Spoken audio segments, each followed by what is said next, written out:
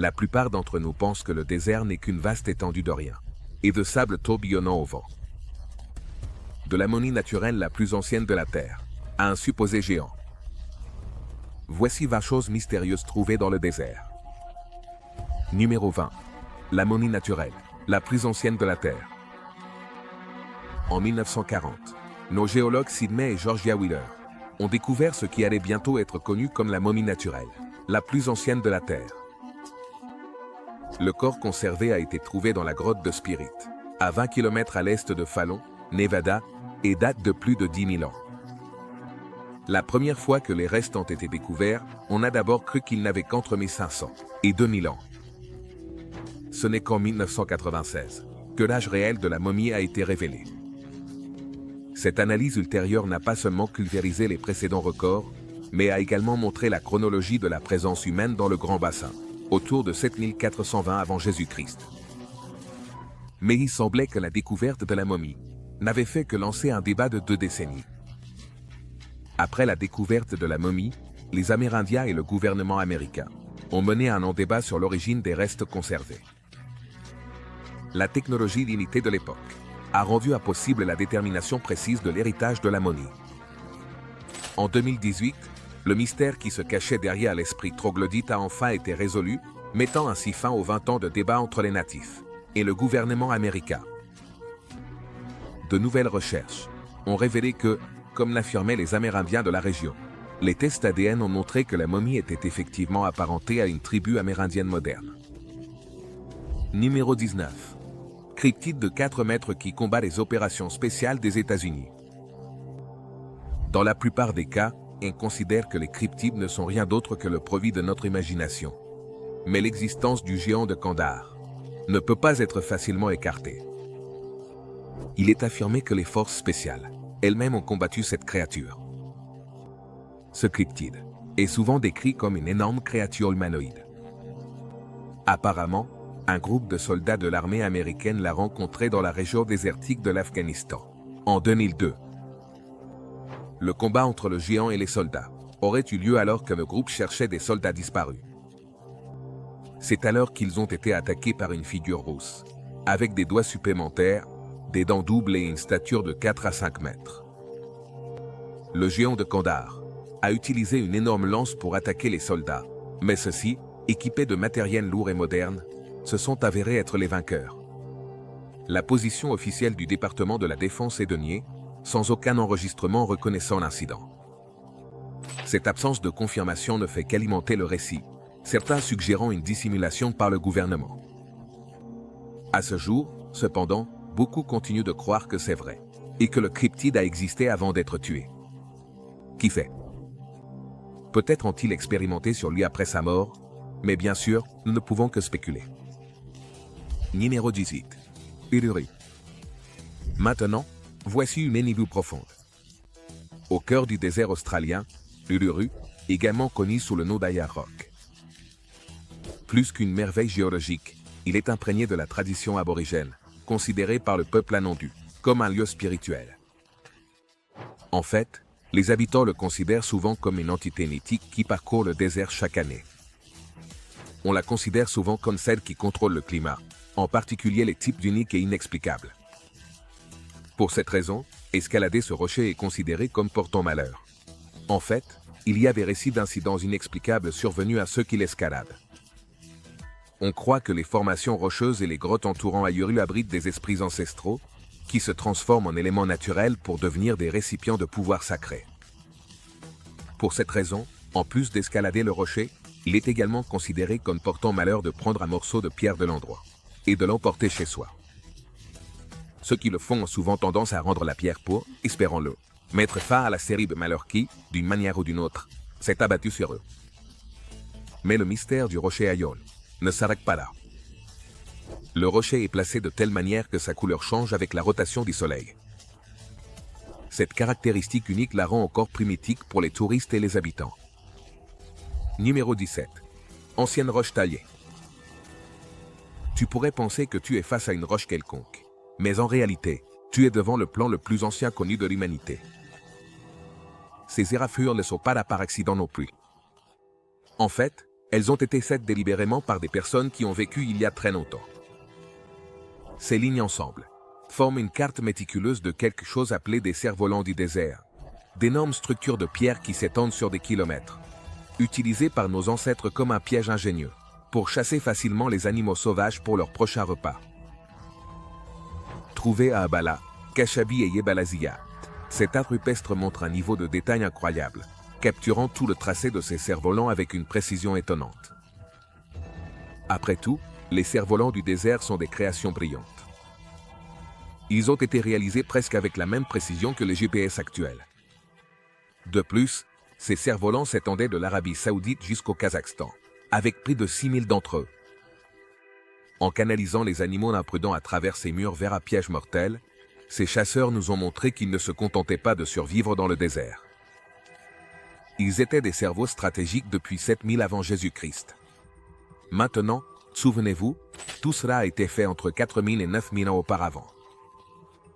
Cela démontre que nos ancêtres étaient plus intelligents que nous ne le pensons. Numéro 16. La mystérieuse base de Dulce. Nichée dans le terrain escarpé près de la ville de Dulce, au Nouveau-Mexique, se trouve la matière de légendes et de conspirations. La base de Dulce. Cette installation souterraine mythique, un supposé effort de collaboration entre humains et extraterrestres, est entourée d'histoires de rencontres avec des aliens et d'événements étranges. Les rumeurs ont commencé à circuler à la fin des années 70, grâce à l'homme d'affaires d'Albuquerque, Paul Benoit, qui croyait capter des communications extraterrestres. Ces affirmations ont atteint la presse populaire et ont déclenché une vague de spéculation dans les cercles ovnis. À ce moment-là, l'histoire avait pris sa propre vie, avec des affirmations selon lesquelles des extraterrestres gris et des humains travaillaient côte à côte, et des récits d'enlèvement et d'escarmouches d'un autre monde, qui rappelaient la science-fiction pulp des décennies passées. Malgré l'absence de preuves concrètes, la légende perdure, alimentée par les observations locales de phénomènes inexplicables, et une communauté qui a cessé d'intégrer les environs de la base Dulce comme une attraction touristique potentielle. La légende de Dulce a même été comparée à des récits de science-fiction antérieurs, comme le mystère de la tondeuse, qui parlait d'êtres maléfiques venant de sous la terre. Que ce soit comme mythe moderne ou comme énigme inexplicable, la base de Dulce continue d'intriguer de nombreuses personnes à travers le monde. Il se peut que vous ayez déjà entendu parler de la base de Dulce. Si c'est le cas, peut-être pouvez-vous partager tout ce que vous avez entendu à ce sujet dans les commentaires ci-dessous. Numéro 15. Le souffle du désert. Il y a une merveille particulière gravée dans les sables près d'Hurghada, en Égypte, où l'immensité du désert rencontre l'horizon. Une formation colossale connue sous le nom de souffle du désert. Cette formation s'étend sur presque 1 million. C'est une formation géométrique magistrale qui change continuellement avec le vent qui souffle à travers le désert. Un ensemble de cônes en spirale et de dépressions qui ont intrigué et déconcerté beaucoup de gens. Lorsqu'elle a été révélée pour la première fois, beaucoup ont pensé qu'il s'agissait d'une formation créée par des extraterrestres. Cependant, ce n'est pas vrai. En fait, la vérité pourrait être un peu plus anticlimatique. Réalisée par l'équipe de DSTR, cette installation était un travail d'amour et de précision, qui a émergé de l'étreinte du désert comme une déclaration sur l'intersection de la créativité humaine et du paysage intemporel. Au fil des ans, les vents du Sahara ont lentement repris possession des cônes et des puits, reflétant la nature éphémère de ce lieu magnifique. Bien qu'il soit décevant que cette formation ait disparu au fil des ans, c'est exactement ce que les artistes avaient prévu pour cette formation. J'aurais aimé voir cette formation en personne, avec sa taille imposante. Elle devait sûrement avoir un aspect aussi incroyable qu'un vol d'oiseau. Numéro 14. Le Temple du Soleil. Caché sous les sables mouvants près du Caire, les archéologues ont déterré un morceau d'histoire. Un temple vieux de 4500 ans, caché sous les vestiges d'une construction plus récente faite pour la pharaone Nouvelle-Sara. Cette découverte à Abu Bura n'est que la troisième des 6 temples trouvés mentionnés dans les inscriptions anciennes, ce qui souligne la dévotion de la 5e dynastie égyptienne, au dieu du soleil, Ra. L'incertitude initiale sur les origines du temple a cédé la place à l'enthousiasme lorsque l'équipe, dirigée par Masamorano Nazolo, a découvert des jarres rituels de bière datant du milieu du 29e siècle avant Jésus-Christ, avant l'époque de Nisra. Ces temples solaires étaient plus que des structures monumentales, ce qui indique leur ancienneté et leur caractère sacré. Ils étaient des véhicules pour que les pharaons se divinisent, incarnant le pouvoir divin d'Ora. Bien que des mystères persistent sur qui a construit ce temple, et sur l'emplacement des 3 autres, le site offre une précieuse vision des pratiques religieuses des anciens Égyptiens, de leur vie quotidienne, et des ambitions royales qui ont façonné leur civilisation. Numéro 13. Fille de l'enfer. Dans les étendues reculées du désert yéménite, à environ 30 km de la frontière avec Oman, se trouve un puits curieux et énigmatique connu sous le nom de puits de l'enfer. Et croyez-moi, il porte bien son nom. Ce sinistre gouffre, également connu sous le nom de puits de Baru, a probablement des millions d'années, et s'enfonce dans la terre à une profondeur stupéfiante. Selon la tradition locale, c'est un endroit où les anciens rois ordonnaient aux génies de cacher des trésors, ou, comme le croient d'autres, une prison pour le mal. Des génies incontrôlables. Il est probable que ces histoires trouvent leur origine dans les hadiths islamiques, qui suggèrent que le puits pourrait être un barzakh, une sorte de linde pour les âmes pécheresses, en contraste avec les eaux pures de Sansam.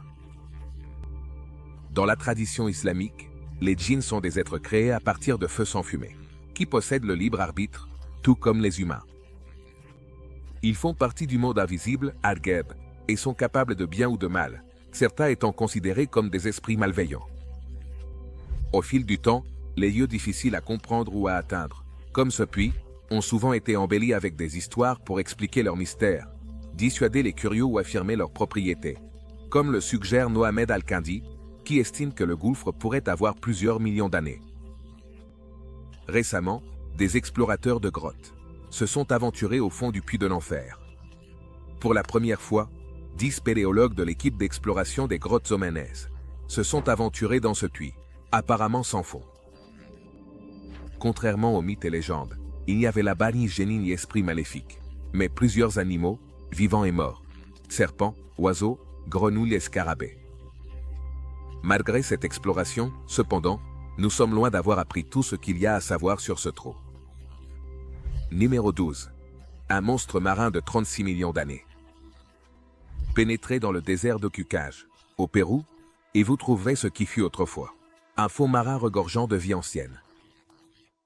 Ici, les paléontologues ont révélé une découverte fascinante. Les restes d'une ancienne baleine, surnommée monstre marin, qui parcourait les mers il y a 36 millions d'années. Connu sous le nom de prédateur d'Akukaj, ce Basilosaurus était une force dominante dans les eaux de son époque. Un prédateur supérieur avec d'énormes dents pour festoyer de poissons, de pingouins et même de requins. Son état de conservation remarquable suscite l'émoi dans la communauté scientifique. Un crâne de Basilosaurus avec une dentition complète est quelque chose de rare, ce qui amène les chercheurs à penser qu'il pourrait s'agir d'une espèce totalement nouvelle. Avec ses 15 mètres de longueur et sa dentition robuste, il n'est pas surprenant que cette créature ait probablement été le souverain de ce domaine aquatique. Mais ce qui rend le désert d'Akukaj vraiment extraordinaire, c'est son trésor de fossiles, qui permet aux scientifiques de reconstruire une histoire de la mer péruvienne, remontant à 42 millions d'années. Qui sait quelles autres créatures impitoyables rôdaient alors dans nos océans? Numéro 11. Cinéma au bout du monde.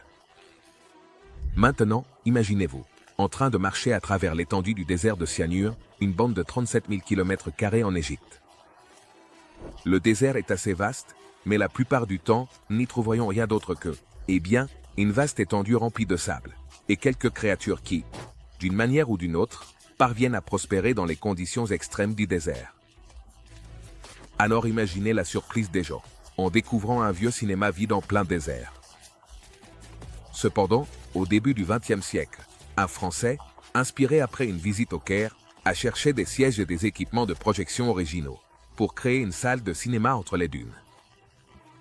Sa vision a pris vie grâce à un générateur d'électricité et un écran hissé par un tracteur. Cependant, ce projet n'a pas duré longtemps. Pour des raisons évidentes, les autorités égyptiennes n'ont pas partagé son enthousiasme et l'ont fermé, laissant le cinéma être enseveli par les sables du temps. Eh bien, si tu penses que ce serait un rêve de voir un film pendant que le sable se déplace autour de toi, alors peut-être pourrais-tu simplement t'aventurer dans ce cinéma vide Sortir ton téléphone et essayer de vivre la magie du désert. Numéro 9. Ranch à vendre. Pour la plupart d'entre nous, les extraterrestres et les aliens ne sont que des sujets amusants dont on parle, quelque chose sur lequel on se questionne de temps en temps. Mais pour le propriétaire d'un ranch au milieu du désert de l'Arizona, il représente un véritable problème. Et je parie que vous ne serez pas capable de deviner en quoi consiste exactement ce problème.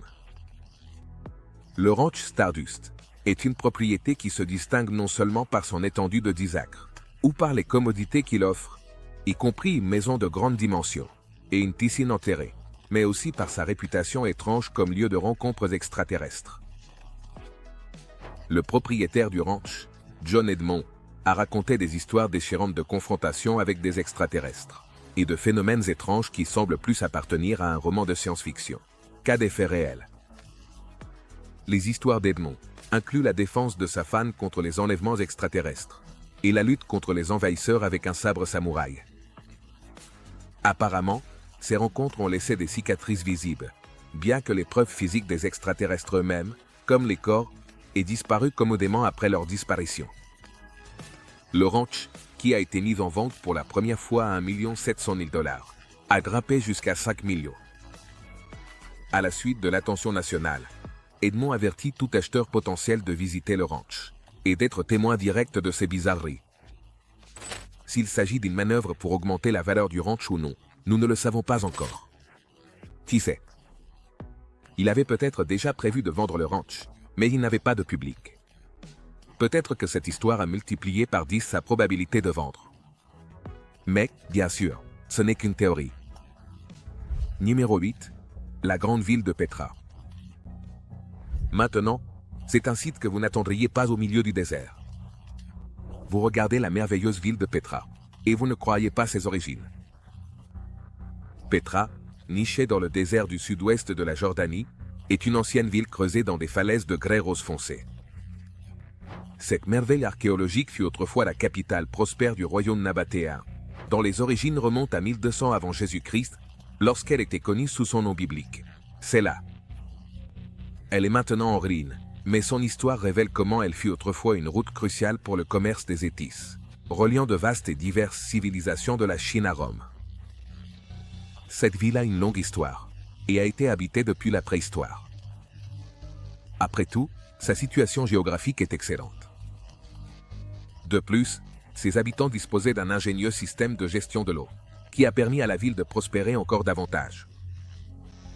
Cependant, après l'annexion romaine et les changements conséquents dans les routes commerciales, la ville a commencé à décliner avec un tremblement de terre catastrophique en 551 après Jésus-Christ, qui a scellé encore plus son destin.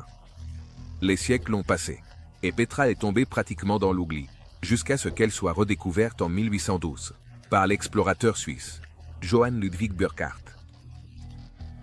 Aujourd'hui, cette ville est l'un des endroits les plus impressionnants et mystérieux que l'on puisse visiter dans le désert de Jordanie.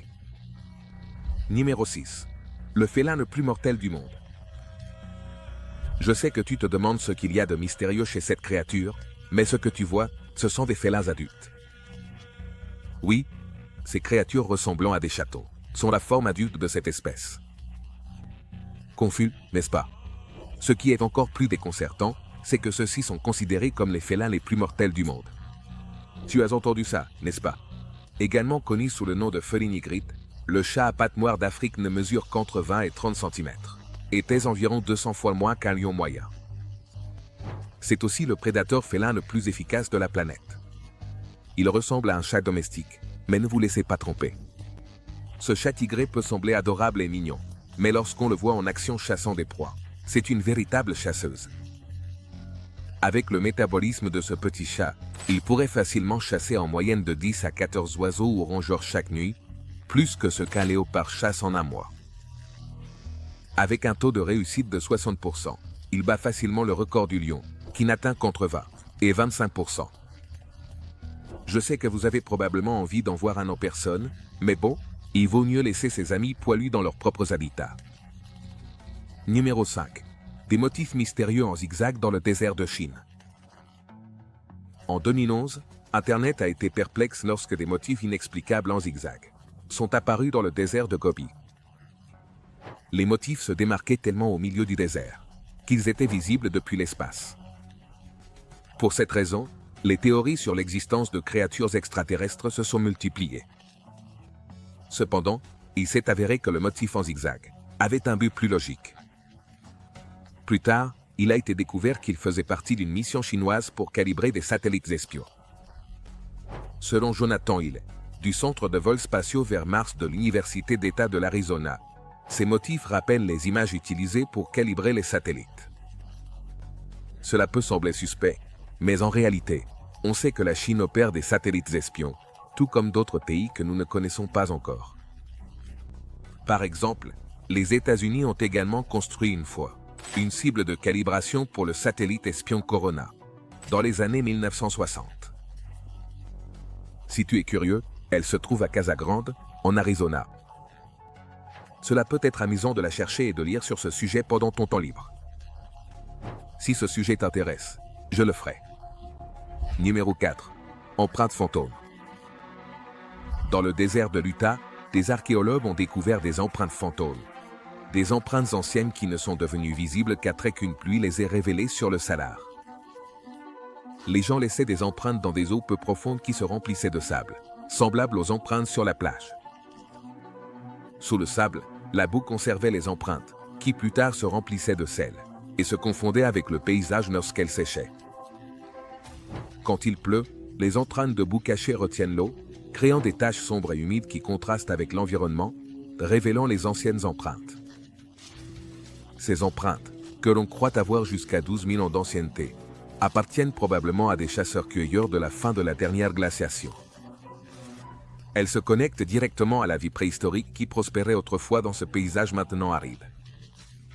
La découverte est significative non seulement par le nombre d'empreintes trouvées, mais aussi parce qu'elle offre une vision tangible de la vie des personnes qui ont autrefois marché dans ces zones humides. À mesure que les chercheurs continuent d'examiner ces empreintes à l'aide de techniques telles que le radar à pénétration de sol et la datation par radiocarbone, ils espèrent découvrir davantage sur la vie quotidienne et les mouvements des anciens groupes humains d'Amérique du Nord. Numéro 2. Premier météorite, boomerang. Dans les vastes sables du désert du Sahara, les scientifiques ont identifié ce qui pourrait être le premier météorite, boomerang connu. Non, ce n'est pas un météorite en forme de boomerang. Il s'agit d'un morceau de roche qui s'est formé sur Terre, a été expulsé dans l'espace et est revenu sur notre planète. Comme un boomerang qui revient à son origine, ce météorite, découvert au Maroc et officiellement baptisé nord-ouest de l'Afrique, 13188 ou simplement NWA, 13188. Les analyses chimiques suggèrent que cette roche spatiale partage une composition similaire à celle des roches volcaniques ici sur Terre, mais avec d'autres éléments. En termes simples, sa composition suggère que NWA 13188 ne vient pas simplement de l'espace. Elle faisait partie de notre monde, projetée dans le cosmos par l'impact d'un astéroïde il y a environ 10 000 ans, avant que la gravité ne la ramène vers le bas. Cependant, l'un des plus grands mystères, depuis sa découverte est l'absence d'un cratère d'impact jeune sur Terre, qui correspond à la chronologie du voyage de la météorite. Les scientifiques ont souligné qu'un tel événement aurait dû laisser une marque significative à la surface de la planète, mais aucun des cratères connus ne correspond. À ce jour, nous ne savons toujours pas comment cette météorite boomerang a été lancée dans l'espace, ni où se trouve le cratère qu'elle a laissé initialement. Je suppose que les merveilles de l'espace sont vraiment infinies. Numéro 1. Créature mystérieuse âgée de 1480 millions d'années. Maintenant, imagine une créature datant d'il y a la bagatelle de 1480 millions d'années qui, pour un œil inexpérimenté, pourrait ressembler davantage à une étrange pièce d'art ancien qu'à un être vivant. Il s'agit du stylophore, une forme de vie qui a laissé perplexes les experts depuis la découverte de ces fossiles. Cependant, récemment, les scientifiques ont découvert des fossiles conservés trouvés au Maroc. Et il se trouve qu'il y a encore des tissus mous avec les os de la créature. Or, il n'est pas difficile de déduire que les tissus sont considérés comme le saint graal de la paléontologie, car ils peuvent nous en dire beaucoup plus sur la vie de la créature. Après la découverte du tissu, Le mystère qui se cachait derrière cette créature de 1480 millions d'années a enfin été résolu. Il s'est avéré qu'elle appartenait à une famille d'échinodermes, la même à laquelle appartiennent les étoiles de mer et les concombres de mer. Âgées de près de 500 millions d'années, ces créatures ressemblaient à des plaques plates blindées, dont émergeaient d'étranges bras. Ces créatures faisaient partie d'un groupe qui accuse certains des premiers membres des échinodermes, qui sont comme des cousins éloignés de nous, les vertébrés. C'est exact. Ce petit disque avec un bras nous parle des premières branches de notre propre arbre généalogique.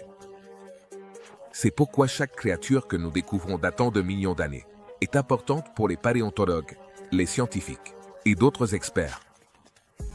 Ils nous en disent beaucoup, non seulement sur la façon dont la vie a changé et évolué sur notre planète, mais il y a aussi une grande possibilité que la découverte nous parle de la nôtre. Ces découvertes continuent de démontrer que le désert est vraiment un endroit mystérieux. Merci de nous avoir regardés. À la prochaine.